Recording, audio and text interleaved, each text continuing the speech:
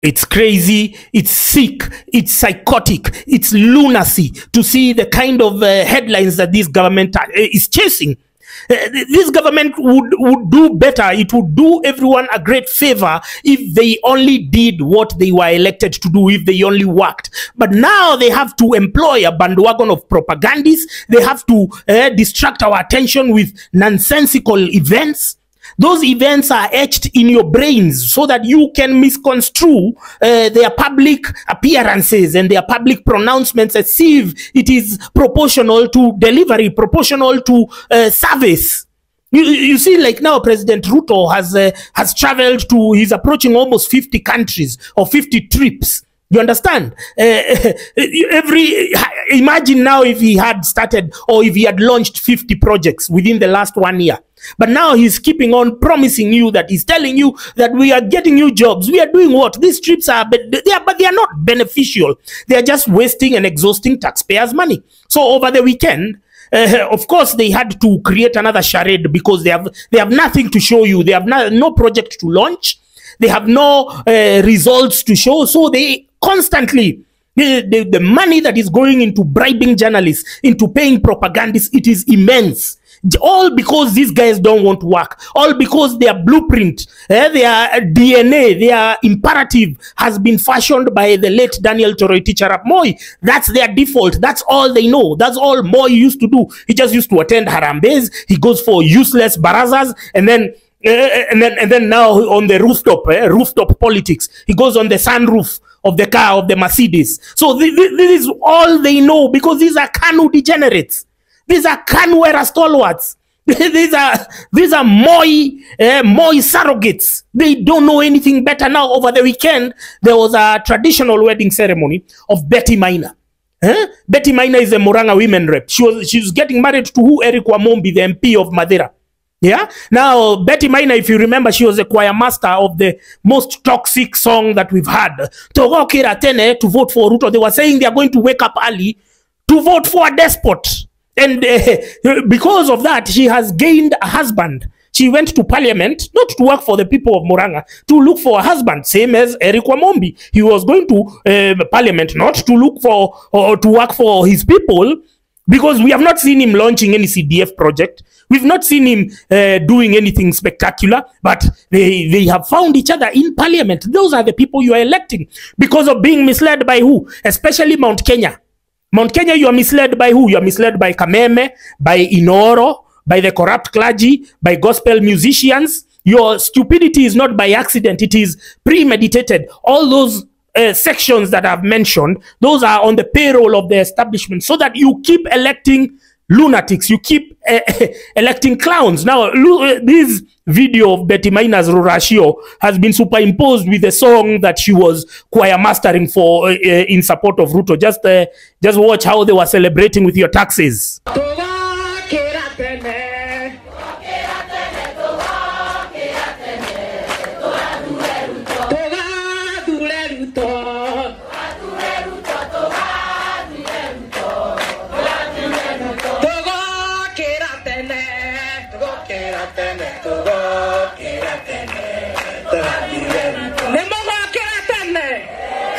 She woke up early and has found a husband, has done a very grand wedding. Well, you woke up early to vote for Ruto. What do you have now? Tears in your eyes. There's nothing else you have. You have hunger. You have poverty. You're being overtaxed. You're being emasculated economically. You're being destroyed. And you woke up early. Other people had other agendas. And now this Betty Maina, it is so shameful. Betty Maina has not spoken in parliament according to the Hansard when I checked on Mzalendo. This other clown, Eric Wamombi, has never even spoken, never uttered a word, never even done his maiden speech.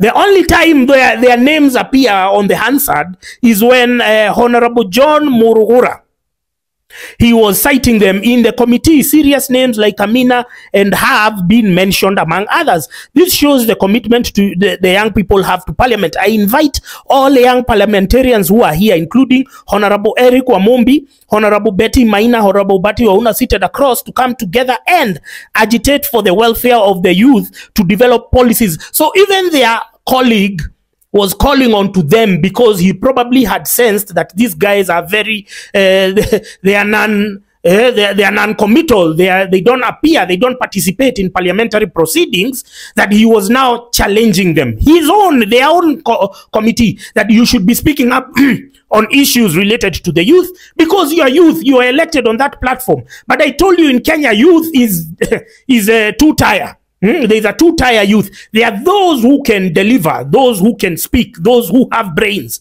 people like me. But then there are those idiots who are bootlickers of the system. They have been mentored by the current crop of boomers. That is their default. It's your duty to distinguish. It's your duty to know. Don't be carried away by characters who are showing you materialism. They are showing you flashy lifestyle, because that is what they have been using. They've been using cars. They've been using all these grand gestures to win your attention. They've been on social media. They've been collaborating with your musicians and all these vanity, hawking vanity, delusions of grandeur. That's the thing they've been using to bait you, because you lack the mental faculties to select. You're supposed to select who to align with mentally, ideologically, but now you are ideological orphans. You are in the wilderness where you cannot even decipher what is happening around you. The ones who are in diaspora are even more lost.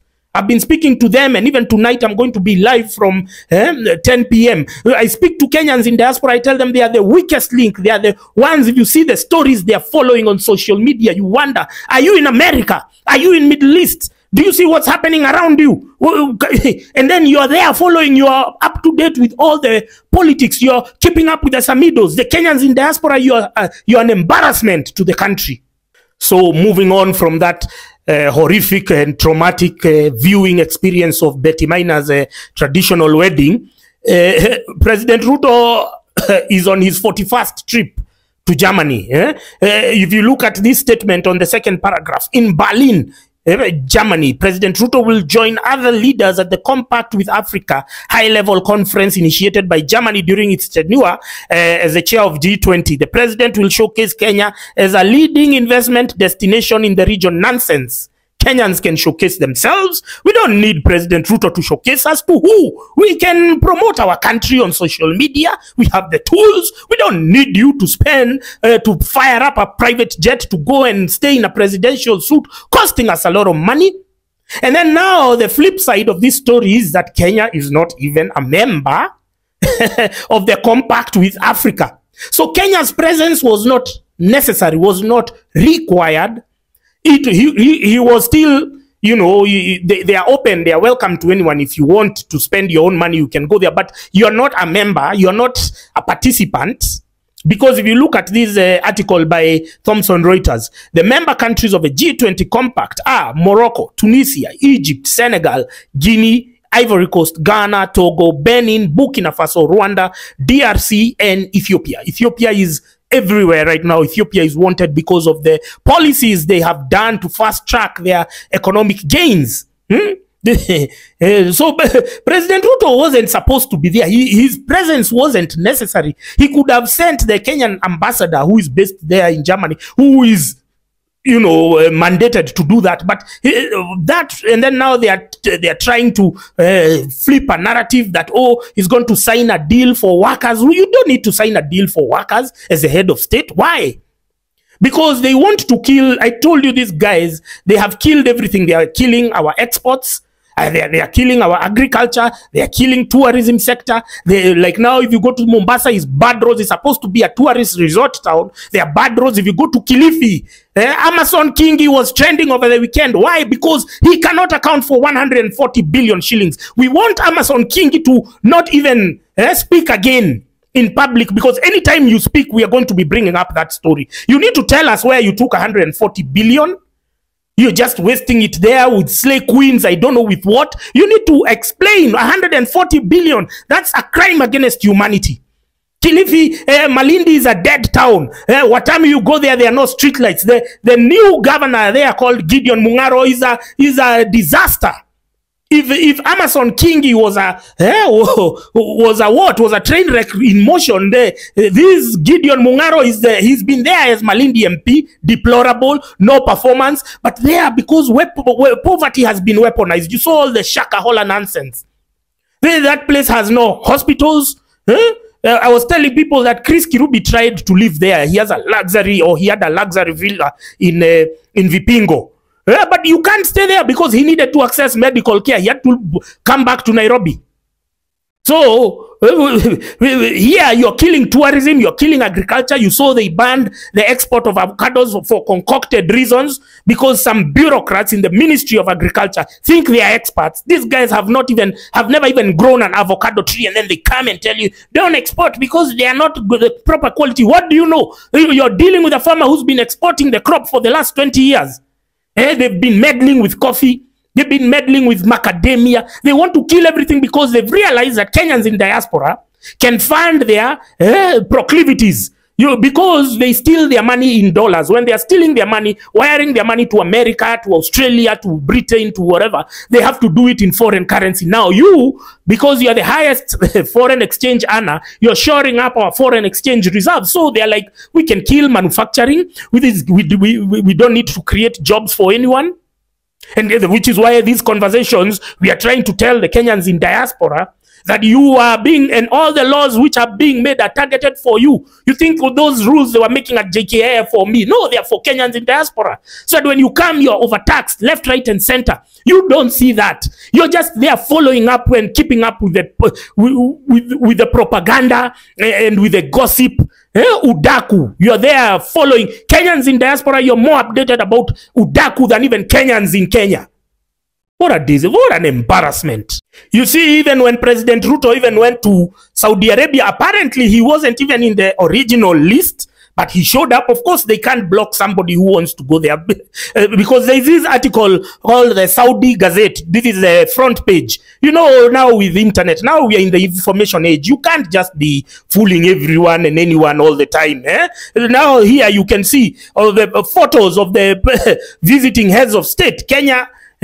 Kenyan president is not there. You can see Samia, Mama Samia Suluhu, Mama. You can see even Salva Kiir is there. You can see everyone else except President Ruto. How comes he's not on this list and he's been going there? Which is weird, first of all, because he went there for this summit. And then afterwards, he sent director of NIS, Nuruddin Haji, with a goodwill message. So we're wondering, so what's this? What is happening here? Can you tell us? You go there 1 week, the next week you're sending a goodwill message. What's not happening? Yeah? When I did the Mr. Beast video, there was a lot of uproar where people who are defending their addiction to tokenism. It's not a new phenomenon because we normally see you when it's time to request for bursary. It is easier for you to queue for 1 week, chasing your MP for bursary. Instead of you pursuing and putting your leaders to account because we have free primary education, we are supposed to have free secondary education. Your work is not to queue for bursary funds. Your work is to ensure the MP discusses in parliament and asks what is happening. But now your MPs are bribed with 10,000 ngwizi, 10,000 bob in the toilet to pass flawed laws to allow the executive to plunder the economy. So your addiction to tokenism is institutional. It is intergenerational. Your parents were like that. Your grandparents were like that. So you are finding it hilarious. You are finding it as if it's a privilege. It's an honor for Kenya to appear in such a demeaning video. There is a guy here. I think he's a Dutch guy. He's called the Great Johannes. I watch his TikToks occasionally. Now, he breaks down why did Mr. Beast have to come to Kenya to build a well? It's because the Kenya government and politicians choose not to deliberately because they know you guys don't care. They know you, whatever lies they cook and concoct, you are on board. So they could do it. They would do it, but because they know you won't take them anywhere. They know they will still cook another lie and rebrand 2 years to the elections and now become the people who've been in government now become opposition, and you guys will still fall for it. They know you are addicted to the media. They know you listen to what your corrupt pastors and clergy tell them. So listen to what Johannes says over here. If you've been on TikTok for a while, you must have heard about a ton of Africans telling you that Europeans stole Africa's resources. Now, there's a lot to say about that. First and foremost, most of these resources are still in Africa, and they're not being stolen by Europeans. They're actually being sold to Europeans by the African state leadership. Your own elites are robbing you. It's not us doing it, not anymore. The real issue, of course, is why aren't Africans using their own resources to do things? Why does Mr. Beast have to go to Kenya to build water wells? Why didn't the Kenyan government do it themselves? I suppose the Kenyan government could have done it themselves. They just chose not to do it. Nigeria is now a country of almost 220 million people, the largest country in Africa. But they only produce about 10% of the electricity that a small country like Hungary. Hungary only has 10 million people, but they produce 10 times as much electricity as Nigeria does. I mean, I know you want to have your Wakanda, right? But do you expect white people to give it to you? No, you're supposed to build it yourself. You hear? The honors and the responsibility of uplifting our country is not from Muzungus. He's saying it yourself. It's not from Mr. Beast and his philanthropic interventions. It is us. It begins first with civic awareness. It begins first with awakening. You cannot be dependent on handouts and you expect that Kenya will be an industrialized nation within the next couple of decades. You understand? This addiction is what it sees. It translates to you going to beg for your own taxes. Can you imagine you're going to beg your MP be given a handout of your taxes? So how will we liberate the country when even the supposedly smartest people who are on social media were there so twerking in celebration of Mr. Beast's borehole, and that time that constituency has CDF. Those citizens of there just cannot go and petition. They are too scared. They are too emasculated to go and petition their leaders. The church leaders, they are compromised. They are on the payroll of the state so as to keep people dumbed down, to keep all the revolutionary sentiment suppressed. So when you keep on here saying that Mr. Beast, what, you can imagine how many people watch that video. You can imagine the long-term effect, on the psychological effect, that the residue of that propaganda that Kenya and Africa is dependent on handouts, it will last a lifetime, because his audiences are young. They are people who want to perpetuate this narrative. They want to propagate the myth that Africa is dependent on handouts, but no. Our money, our productivity is diverted to Western nations, to Western capitals. Our money is stashed in Western banks. That's what we should be pursuing. We should be telling. Again, back to Kenyans in diaspora. Have Kenyans in diaspora ever gone to protest outside the IMF, outside the World Bank, outside the nations where you're living, because our politicians are hiding our money in those banks? That's why the shilling is weakening, because there is a pursuit of foreign currency where people are stealing and they want to hide the money. Why can't you, if you are in Switzerland, why can't Switzerland, if you saw the Pandora Papers, that's where the Kenyatta family have hidden the money, and many other banks. So why can't you step up to the plate instead of just following TikTok Udaku? You are following TikTok Udaku as if it's insulin, as if you have diabetes and it's insulin. Come on, man. So now getting to the main point of today, it was this lady called Ivy CHELIMO. Ivy CHELIMO was a university student. I don't remember which particular university, but she's the one who allegedly coined the name Rigiji. So over the weekend on Saturday, as Deputy President Rigathi Gachagua was preparing and dressing up to attend the traditional wedding of Betty Maina and Eric Wamumbi, the two legislators who have not participated in parliamentary proceedings at all, she posted a photo of him in traditional attire, and then she said king of the mountain. Of course, she knew what she was doing because it was deliberate, it was provocative. The mountain is not a kingdom, first of all. The mountain is a constituency, if we were to call it. It's a region which has various administrative units.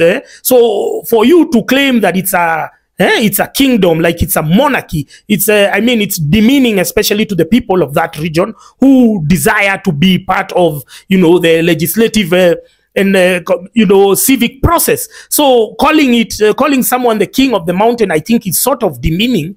Because this idea of kingship, it is only thrusted on the Mount Kenya people. All other people know how they operate. They are not taunted with such terminologies. They are not. I don't know. I don't understand why it has to be Mount Kenya all the time bearing the brunt of people's propaganda and whatever shenanigans they want to instigate, and at what cost. So she posted that knowing very well what she was doing.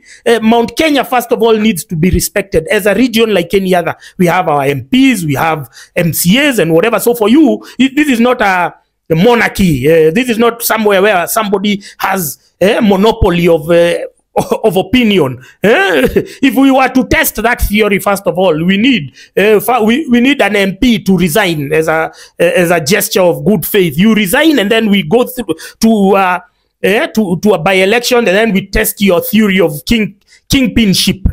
We test it if you're so confident with that narrative. Yeah, but mine now, talking about Ivy Chelimo, was now her reaction afterwards, because after her distasteful and provocative tweet, then she, there was reaction, and then now she's like Fureni Mbast.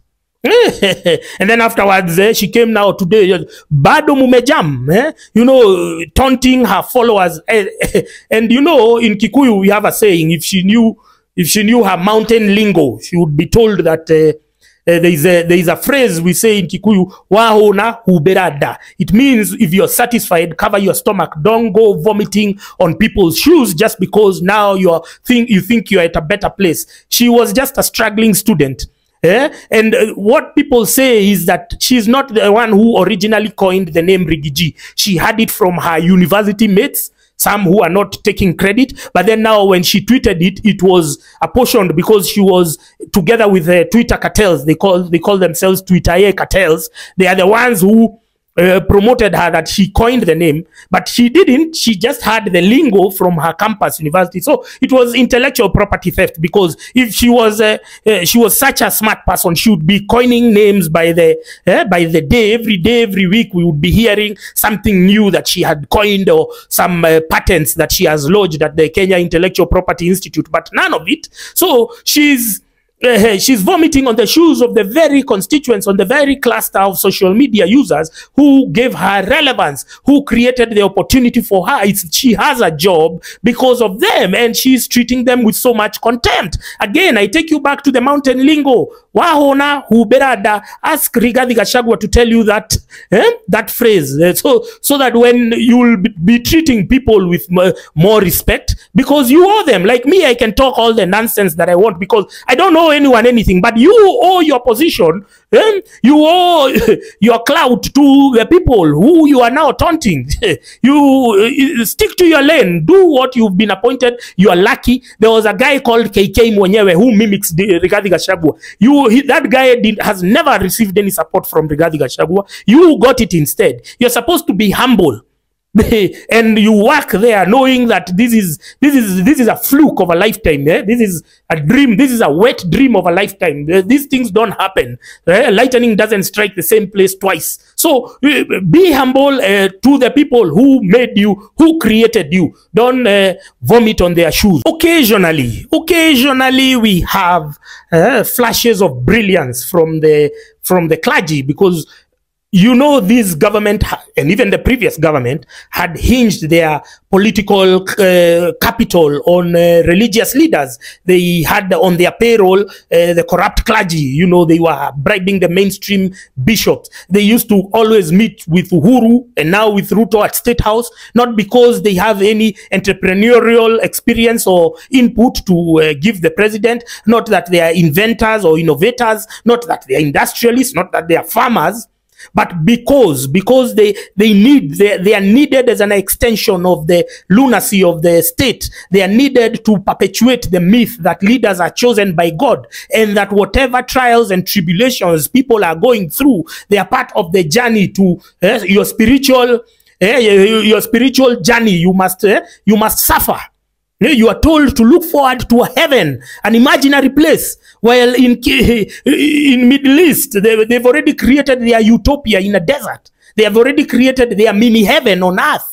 But you here, you are told, suffer here, turn a blind eye when your politicians steal money. They are still God's chosen people. So to perpetuate the myth, and there are so many Bible verses they quote, in Romans, where they talk about leaders are chosen by God. That's the myth, because they know, especially in select regions, that you are addicted to religion. There is a reason why your schools are run by religious institutions. There is a reason why religion is embedded in the curriculum, not because it adds any value to your life, but it keeps you in a suspended state of psychophancy. You are listening to your clergy. Like now, I never knew that Father Peter Kamomoyo of the Holy Bafalimbili Basilica exists, but I've been told he has been critiquing the regime. I want you to hear what he said.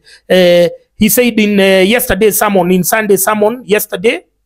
Viongozi wetu katika nchi yetu, mnaona vile mambo inaendelea, si ndio? Mnaona vile mambo yanaendelea. They have been given an opportunity even to help people to discover their talents and to provide opportunities for people in our country. Lakini wao wenyewe wanafikiria kwamba hii nchi ni yao, si ndio? Wanafikiria kwamba hii nchi ni yao, na hii nchi wajue ya kwamba sio yao. Hiyo nchi ni ya nani? Ni ya Mungu. Na tunaona vile wanaendelea, na wanafikiria kwamba sisi ni wajinga sana, hata wakinunua mafuta, si ndio? Tunaangalia tu, we are still watching, and God is also watching from a distance. God is watching from a distance. Na Mungu ni Mungu.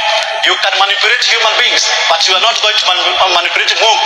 Mungu mwenyewe wakati utafika kwamba atakuondosha wewe mwenyewe, kwa sababu wewe mwenyewe unaharibia wengine the opportunities in life. Unaharibia. Mimi nakumbuka vile mlikuwa excited mkichaguana, si ndio? Mlikuwa mnaimba ati sijui tutaamuka mapema mkidance nyinyi wenyewe. Tutaamuka mapema sijui tukafanya nini. What are you getting now? Let us pray that we may have God-fearing leaders. Leaders ambao wako kama huyu mama, si ndio? Ambao wataweza kufurahisha wananchi wa Kenya. Sio tu kusema nini. We would like to have such like leaders ambao wataweza kutumia talenta zao vizuri, na wataweza kuprovide opportunities for other people to exploit their own talents, and that is the way to go. Tuombe Mwenyezi Mungu atusaidie kwa jina la Baba, Mwana na Roho Mtakatifu.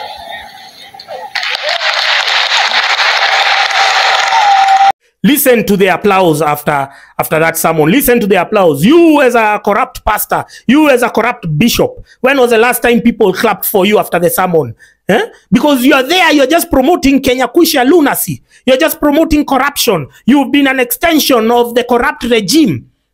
This pastor is taking the bulls by the horns, and he's saying, we can see your lies. We know how much the cost of fuel is. We can see the global index. We know all the shenanigans are being done in Kenya. They're being done in Mombasa by corrupt cartels headed by Gulf Energy, sanitized by David Ndii, Nati Professor David Ndii. All of them have an interest to oppress us, and now those companies are not paying corporate tax. They've increased, they manufactured the cost of shipping per cubic meter, so the costs are being spread on to the consumer. It's going back to the pump price, and you as a corrupt clergy there, you're just collecting bribes. We hope that this Father Kamomoyo will not be antagonized by the regime, because we saw what happened to the ACK provost. He was called Collins Sami Wainaina. You remember when he started criticizing the Ruto regime, like this article from he was on JKL in February, say you are dividing the country. All Saints Cathedral Provost tells President Ruto on Nyayo Stadium prayers, because Ruto was starting now to be divisive with the with the religious establishment.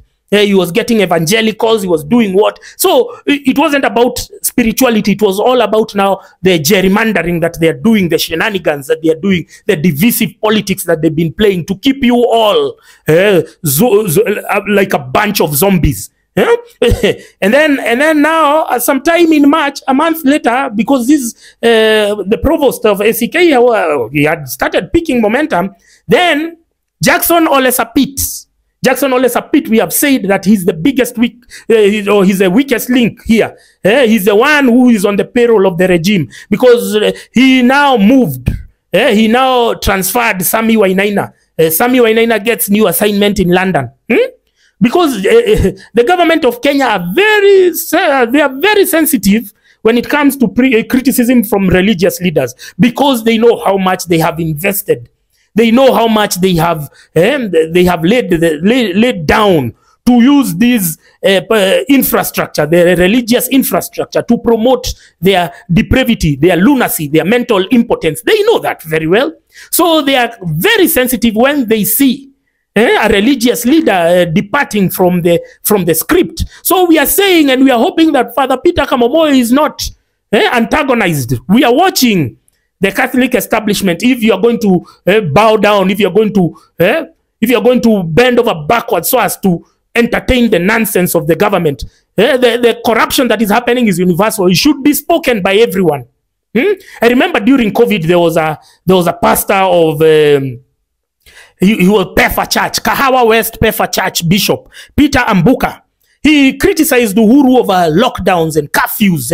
He was criticizing him, and he did a very fiery sermon. And then immediately after, the Interfaith Council dismisses Peter Ambuka statement about Uhuru and COVID. They said they fully back President Kenyatta's COVID-19 directive, distances itself from Bishop Ambuka's malicious sentiments. The Interfaith Council, you can see them there without any honor or shame. They're saying they support, and you know very well that the measures killed more people than the virus. You understand? We are not here to talk about the virus in detail or whatnot, but you know very well that the police, the hunger, the joblessness, all of those caused more economic strife than the virus itself.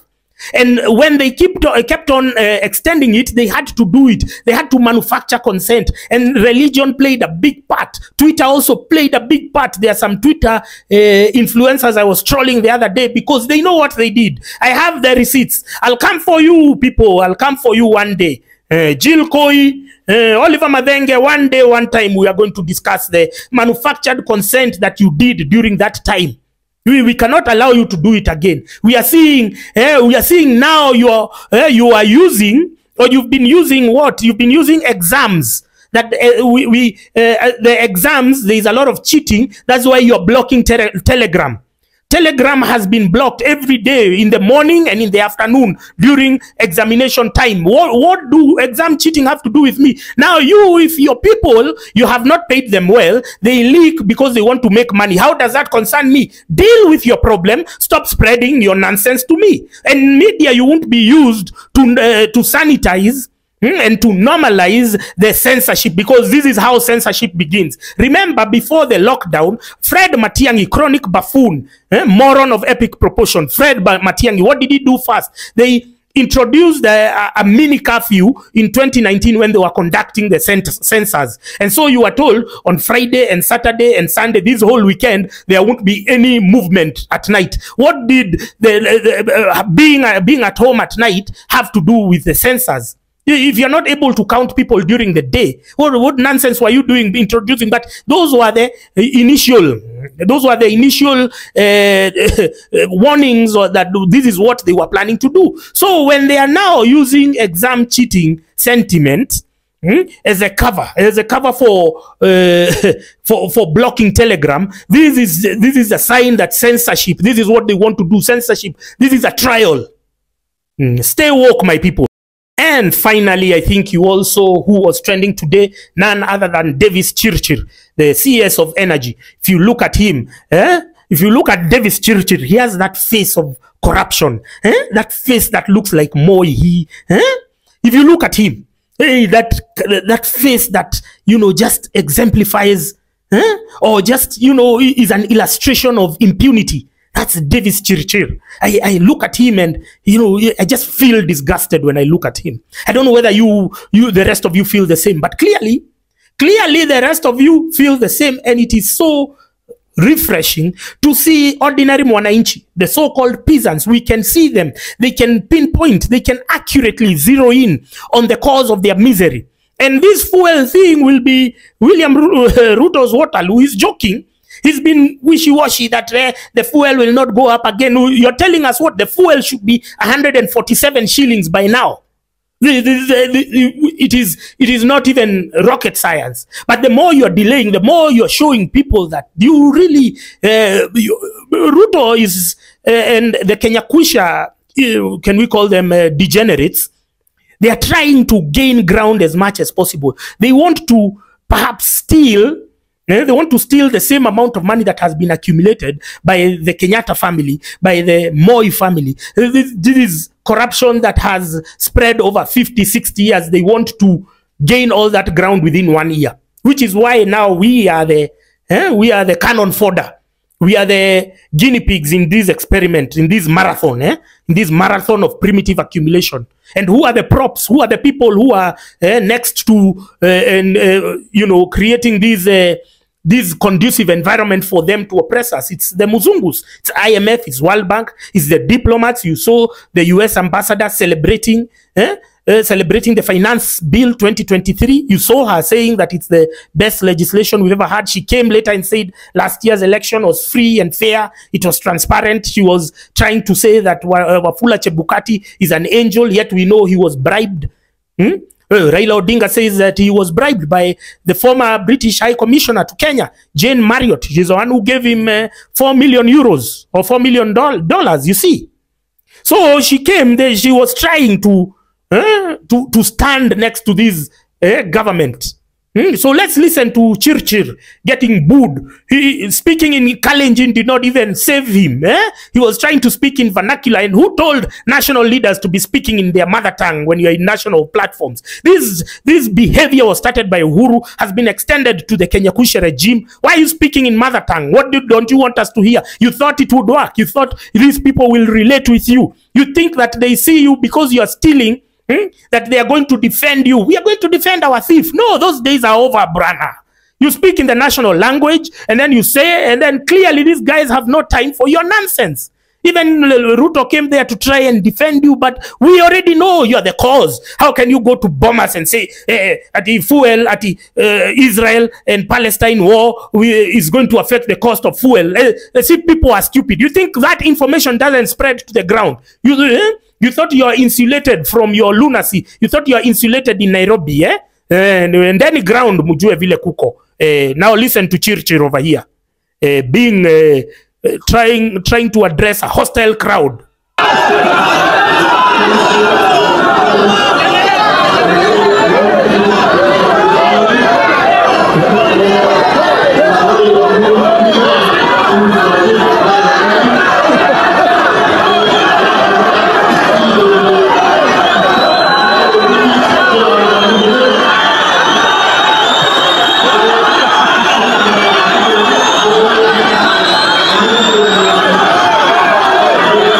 It is heading to 2024. We are only 6 weeks away to the new year. These guys were elected in August 2022. What are they still doing with the Thanksgiving ceremonies?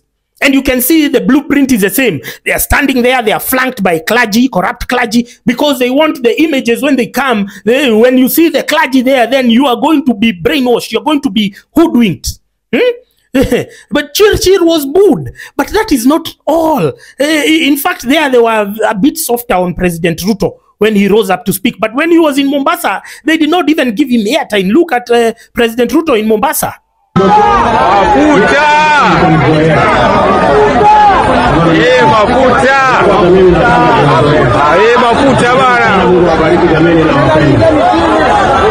The sunroof politics. all the time. You don't have anything new other than standing on a sunroof and giving people fake promises. In Mombasa, they don't know that. In Mount Kenya, people can listen to your nonsense, but in Mombasa, they don't know that. And so everyone, people are always, and then there's always this narrative that, oh, Ruto is going to steal the elections. Oh, Ruto is going to do what? He's going to come up with a listen, there's a comment that was posted on my YouTube, on my YouTube channel, and somebody was trying to push that narrative. And then here, this one replied and said, try and imagine you have not eaten for like 3 days, and you can pinpoint the cause of your hunger to one man who keeps on denying you the opportunities to feed your family. What is that incredible thing that is so great that will distract you from your hatred of that person? Now, translate that to the whole country for 5 years and tell me how Ruto will pull it off. If it's stealing elections, which is the only way he knows, forget that. 2027 will shock, will look like, 2007 will look like child's play. Also, remember that he has discarded Mount Kenya. I don't want to include Gachagua because Gachagua, I don't think he's a factor in the grand scheme of things. And to test these, I've said we can test these. He can compel or implode upon a member of parliament to step down. We do a by-election. We see where this kingship has gotten. So anyone who is pushing the narrative that things are going to change, that is going, when you're winning a race, you start winning from when the gun, when the starting point from the gun, when it goes off, that's where you start leading. Eliud Kipchoge, when he's racing, he doesn't come from the back and shoot automatically as if he's been powered by a jet. No, he starts winning from the beginning, and we can already see here to undo some of these ills and malfeasance that he's embarked on will take near a miracle, because even he's not even attempting, he's still engaging. We spoke about his flights the other day. He was splashed on the mainstream media that he's a frequent flyer, he's a tourist, that instead of those 41 trips he should have launched 41 projects, but he has not launched any project. He's still riding on projects which were started a long time ago. They go there, they airbrush them, they whitewash them. You understand? So everyone can tell where this story is ending, and it's not gonna. I don't see anything that is building, racking up any value. They are not willing to bring the cost of fuel down. They are not willing to listen to you people. They are not willing to, and that even things like Harambee Stars. Harambee Stars went and lost in Gabon. They got to office. It's been 1 year. We cannot even host our home matches in the country. Because now they put a slay queen, CS, Ababu Namwamba, who is his work is just dressing up in a sharp suit and taking good photos. Harambee Stars, they've gone there, they've lost. They've lost, and here they brought us a coach here telling us that this is a dawn of a new era just because they've been winning friendlies. Even the little things that require the least investments but give us the most joy, they are interfering with that. Now you want to tell me that government is somehow miraculously going to come up with a new strategy in 2027, which will see people change their mindsets after suffering for 4 years. Wacheni nini, wacheni ufala, wacheni umbwakni, everyone who is pushing such a fallacy. So wacheni umbwakni. Don't be weirdos, don't be David Ndiz.